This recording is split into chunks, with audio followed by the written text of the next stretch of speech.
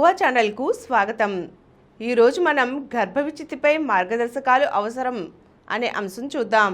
ఇటీవల సుప్రీంకోర్టు కొన్ని ప్రత్యేక సందర్భాలలో 24 వారాల తర్వాత కూడా గర్భస్రావానికి అనుమతినిస్తూ ఆ మేరకు చట్టంలో మార్పులు తీసుకురావాలని కేంద్రానికి సూచించింది.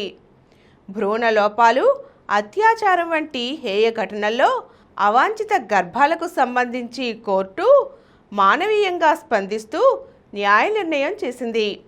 కానీ వైద్యులు, బాధితులు నైతికంగా, మానసికంగా తీవ్ర సంఘర్షణకు లోనయ్యే సున్నిత విషయం ఇది. కాబట్టి ఇలాంటి సందర్భాలలో ఎలా వ్యవహరించాలో వైద్య నిపుణులు, పౌర సమాజం, ప్రభుత్వం ఆలోచించి తగిన మార్గదర్శకాలను రూపొందించుకోవాలి.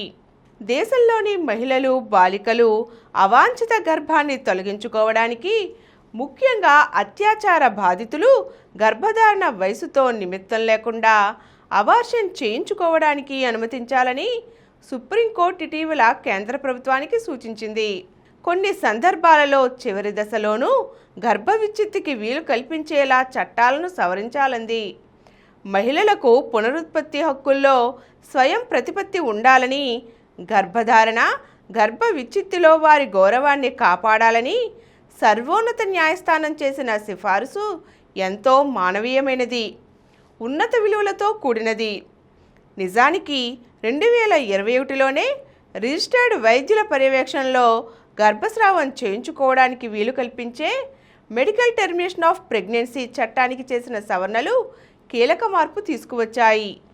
నిర్దిష్ట పరిస్థితుల్లో మహిళలకు గర్భవిచ్ఛిన్న కాలపరిమితిని 24 వారాలకు పెంచడమే కాక, రాష్ట్ర వైద్య మండలి తీవ్రమైన భ్రూణలోపాలను నిర్ధారించిన సందర్భాలలోనూ 24 వారాల వయసున్న పిండాన్ని తొలగించుకోవడానికి ఈ సవరణలు అనుమతించాయి.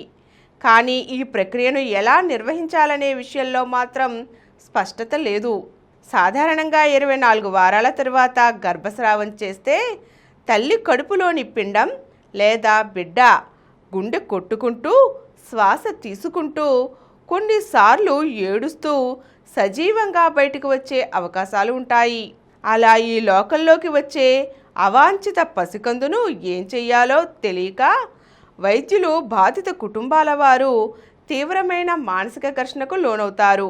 కొన్ని పాశ్చాత్య దేశాల్లో అయితే గర్భంలో ఉన్నప్పుడే మందుల ద్వారా పిండాన్ని నిర్జీవంగా మార్చి ఆ తరువాత కాన్పు చేస్తారు. ఇలాంటి సందర్భాలలో అనుసరించవలసిన పద్ధతులపై మన దగ్గర స్పష్టమైన మార్గదర్శకాలు లేవు. దీంతో ఇది వైద్యపరంగా, నైతికంగా, చట్టపరంగా ఎంతో సవాలుతో కూడిన పరిస్థితిని సృష్టించింది. కడుపులోని బిడ్డకు తీవ్రమైన లోపాలు ఉండటం వల్ల, లేదంటే అత్యాచార బాధితులకు గర్భవిచ్ఛిన్నం చేస్తున్నప్పుడు నవజాత శిశువు పునరుజ్జీవన పద్ధతులు, సంరక్షణకు సంబంధించిన అంశాలు వైద్యులను ఎన్నో సందిగ్ధతలకు లోను చేస్తాయి. మన దేశంలో భ్రూణ లోపాలను ఆలస్యంగా గుర్తించడం అసాధారణమేమీ కాదు. గుండె, మెదడుకు సంబంధించిన కొన్ని లోపాలు 2 లేదా 3 త్రైమాసికంలో బయటపడతాయి. నాణ్యమైన స్కాన్లు అందుబాటులో లేకపోవడం, ఆలస్యంగా రిఫర్ చేయడం వల్ల బాధిత మహిళలు 3వ త్రైమాసికంలో వైద్యులను సంప్రదిస్తున్నారు. అత్యాచారం వంటి దారుణ పరిస్థితుల్లో ఇది మరింత ఆలస్యం కావచ్చు. చట్టం ఇటువంటి గర్భస్రావాలకు అనుమతిస్తున్నప్పుడు ఈ ప్రక్రియను ఉత్తమంగా ఎలా నిర్వహించాలన్నది ఇప్పుడు వైద్యుల ముందున్న ప్రశ్న. న్యాయస్థానాలు గర్భవిచ్ఛిత్తి విషయంలో తల్లి స్వయం ప్రతిపత్తికి, వైద్య మండలి పాత్రకు ప్రాధాన్యం ఇస్తున్నాయి. అయితే పిండాన్ని నిర్జీవంగా మార్చడం వంటి ప్రక్రియల గురించి మన చట్టాల్లో స్పష్టమైన మార్గదర్శకాలు లేవు. దీనివల్ల భారతీయ వైద్యులు ఇలాంటి విషయాల్లో అంతర్జాతీయ పద్ధతులపైనో, తమ సంస్థాగత నిబంధనలపైనో ఆధారపడవలసి వస్తోంది. సుప్రీంకోర్టు గర్భవిచ్ఛిత్తిని 21వ అధికరణం కింద రాజ్యాంగ హక్కుగా అభివర్ణించింది. 2024లో ఇచ్చిన తీర్పులో గర్భవిచ్ఛిన్నం చేసుకునే హక్కు మహిళల గౌరవం, స్వయం ప్రతిపత్తి, పునరుత్పత్తి నిర్ణయాల్లో అంతర్భాగం. గర్భవిచ్ఛిత్తి నిర్ణయం వ్యక్తిగతమైనది అని విస్పష్టం చేసింది. 24 వారాల తరువాత గర్భస్రావాన్ని అనుమతిస్తున్నప్పుడు ఈ ప్రక్రియను అత్యంత మానవీయంగా, సాధ్యమైనంత వేదనారహితంగా నిర్వహించవలసి ఉంది. అబార్షన్లకు అనుమతులు పెరుగుతున్న నేపథ్యంలో భారత ప్రసూతి వైద్యం, స్త్రీ సంబంధ వ్యాధుల చికిత్సా సంఘాల సమాఖ్య వంటి జాతీయ సంస్థలు ఇటువంటి సందర్భాలలో గర్భ విచ్ఛిత్తికి సంబంధించి ప్రామాణిక పద్ధతులను నిర్వచించడంతో పాటు సురక్షితమైన సాక్ష్యాధార నమోదు పద్ధతులను వివరించాలి. సమ్మతి, డాక్యుమెంటేషన్ ప్రక్రియలను స్పష్టం చేయాలి.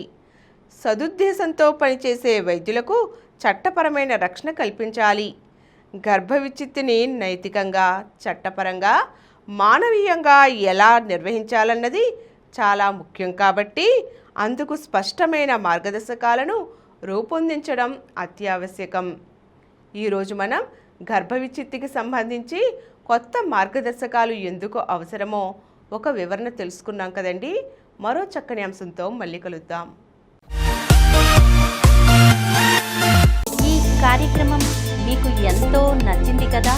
ఇటువంటి మరిన్ని వీడియోల కోసం అనతి కాలంలోనే 21 కోట్ల వ్యూస్ సాధించిన సమరం ఛానల్ సమర్పించు సమరం మగువ ఛానల్కు సబ్స్క్రైబ్ చేయండి, లైక్ చేయండి, మీ ఫ్రెండ్స్కి షేర్ చేయండి.